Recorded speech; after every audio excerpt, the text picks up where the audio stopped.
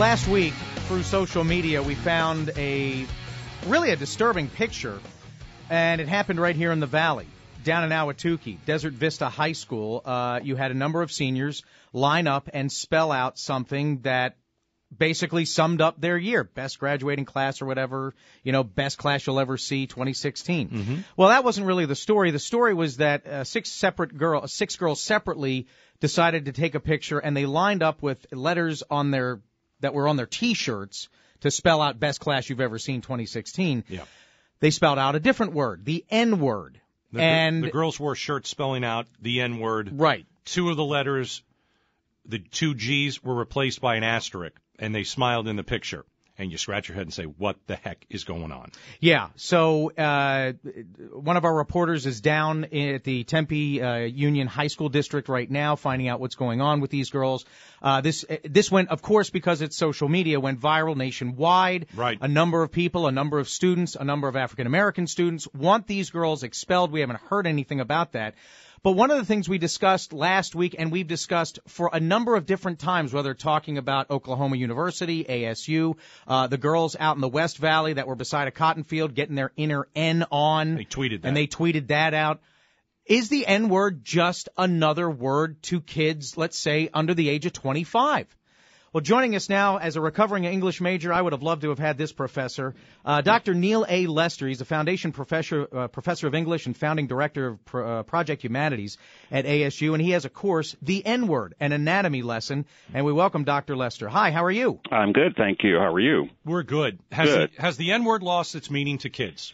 Well, words have not lost their meaning, and what the students, as I see it, have lost or never had was a connection to the history that's connected to the word. So words have always mattered, and they continue to matter, and they mattered in this sense because they knew, I'm not in their head, but there is some sense with the sort of self-congratulatory smiles that they knew exactly what they were doing. Now, they may not have known the extent of the consequences, but they certainly knew what they were doing. That was very calculated. That wasn't spontaneous. And I agree with you. It was absolutely calculated. They knew what they were doing. They knew what word they were spelling out. Yes. But do they not understand what the word means? Do they hear the word so much that it's a nothing word to kids? Or are these six racist girls?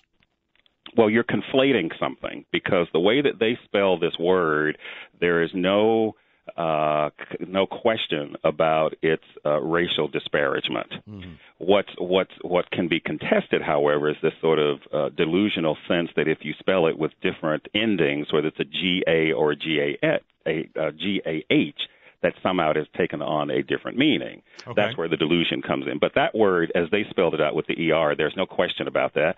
And not all whites use it. And certainly black people don't feel comfortable around that word typically. But are they racist? See, that's what's going through their heads, Doctor, because are they saying this is a word that doesn't mean what everybody else thinks it means? I'm a kid. We use this word. We put the slang on the end sometimes. I'm trying to figure out, do these six girls not like black people? Well, I don't know how helpful it is to attach a label to that, because once you've attached a label to you can certainly attach a label to their behavior, but you're asking the question, which should be asked to those students, is why did you do it? What did you expect to get? But they clearly know the meaning of the word, or there wouldn't be the sort of self-congratulatory smiles on their faces. So, and this, again, was not something spontaneous. It was clear that in one sense they could say, well, we really didn't spell it out because we left the G's out. Well, but we know what the word is, but there was no sense that they were trying to hip-hop it up, because hip-hop doesn't use that word with the ER. Now, my question to those who want to blame this on hip hop is that, this is in many ways a reflection of a tenor that is part of our nation at this moment. And we can look at historically. When we're talking about Black Lives Matter, and we're talking about language, and we're talking about the ways in which language reflects how we think or don't think, then this is not something that people should be surprised by, particularly where we are in the Southwest and where we are in this nation since 2008. So I'm not quite sure why people are outraged or surprised. Race has always mattered.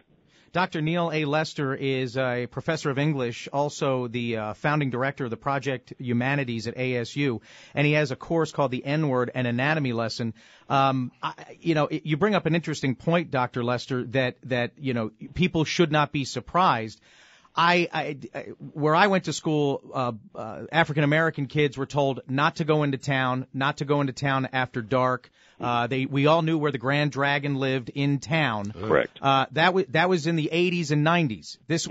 I'm not that old that this was, before the 60s. Okay. Right. Mm-hmm. When you say that this is not surprising, I guess what surprises us is how do white kids actually think they can use that word? What gives them the power, or what have they not been taught, or what do you see that white kids are actually able to say the word and use it and not fear that there's any consequences? Well, what's interesting, though, is that they don't see bodies hanging from poplar trees. They don't see those signs that say colored water fountain and white water fountain. So in many ways, that sort of historical moment that is most associated with that is not part of their reality. And if they hear some version of it, and they even have black friends who may be using it among themselves, then they give themselves permission. But that's where we get the disconnect, though, is you cannot talk about the present without looking back to see where things are in the past, because the past becomes the present. So could you as a professor teach them that, or do they just hear it as, no disrespect, an old man talking about something that happened way back when? It doesn't really apply to me. Well, if they pay attention to what's happening around them, they'll see that this is not just about the past. Right. I mean, the Black Lives Matter movement comes out of something. And to say that Black lives matter is not to say that other lives don't matter.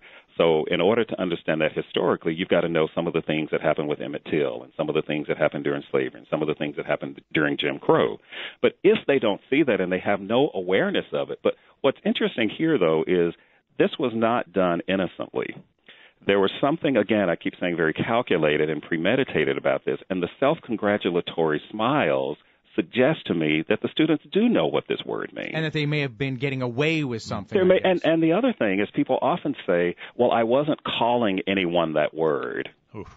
So, I was just spelling it out. And it's, Dr. Laura said that when she spewed out a few years ago this on her radio station. So, as President Obama said, and got into a little bit of hot water by using the word, today people don't have to be racist because we have racism without racists. So there are people who have unconscious biases, and again, they didn't go up to somebody and burn a cross or wear a hood. What they did was they spelled out a word and didn't really spell it out, but they did spell it out. So there's a certain kind of calculated trickery that's assumed when that behavior comes up. But the real question should be to those three young women as to why they did it, and there may be such stuff that they're not even aware of why they did it. Six Valley seniors, they're in trouble after taking a racist picture. Yes. We're talking to Dr. Lester from ASU. Has the N-word lost its meaning to kids? I know that there is racism everywhere. I get it. How about Arizona? Because the fact that Arizona has certainly a black community, but not as big a black community as other states. Do we have a bunch of white kids here in Arizona that don't know black people? And they don't know what they've gone through. They don't know the experience. They don't have the experience. They don't know the history. Is that something that is unique to Arizona? Well, it's certainly not unique to Arizona. I teach students from around the globe, and in my first semester teaching here in 1997, first semesters, I had more than one student come up and say, Dr. Lester, I'm not sure how I will do in your African American literature course because I haven't been around black people. That is such a loaded assumption that my literature course would be any different than a Shakespeare course, that we would talk about images, we would talk about themes, we would talk about structure, we would talk about theory that has nothing to do with how many black people you've been around. Right. But the fact that they would make that assumption and the fact that they would somehow presume that that's what a grade at a university would be based on is really troubling. What was equally troubling is the fact that there are still places in this country, not just in Arizona, where you could really have no contact with black people. Now, you certainly can't say black people will have no contact with white people in this country. White people are everywhere. They're on your radio. They're in your television. They are on your billboard. So, my experience that was the reversal of this was going to Ghana and seeing all of these brown black people and not seeing any white people there. So this is all that we know. Yes, we have a system of white privilege and white supremacy in this country.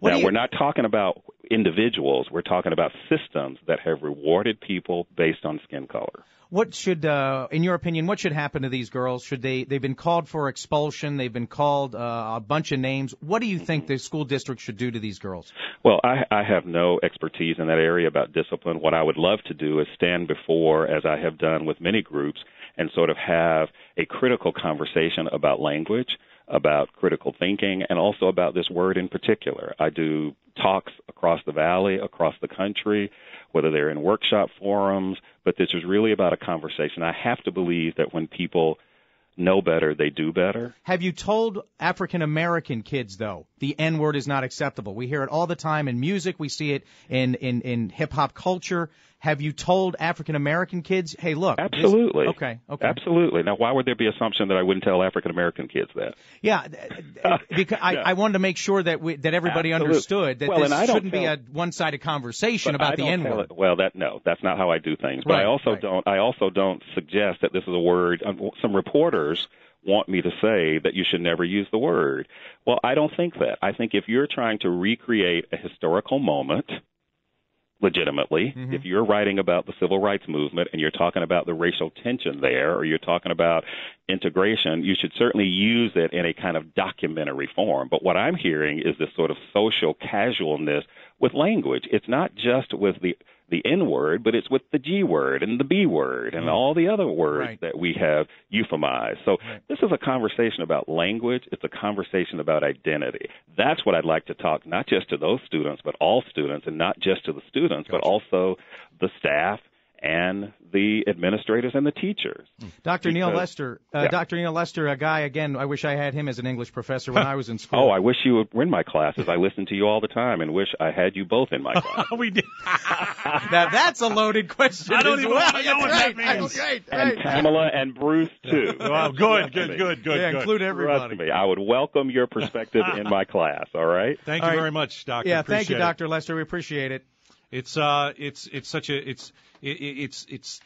a word that I'm always scared of. I don't like to look at it. I don't like to read it. I don't like to sound it out in my mind. And but I can't figure out why kids just spew it out. Right, but we can't forget the word either. I know. Because then you don't know the history of it. Yeah. And like we said, down in Tempe Union High School District, they're having a press conference now. Yeah.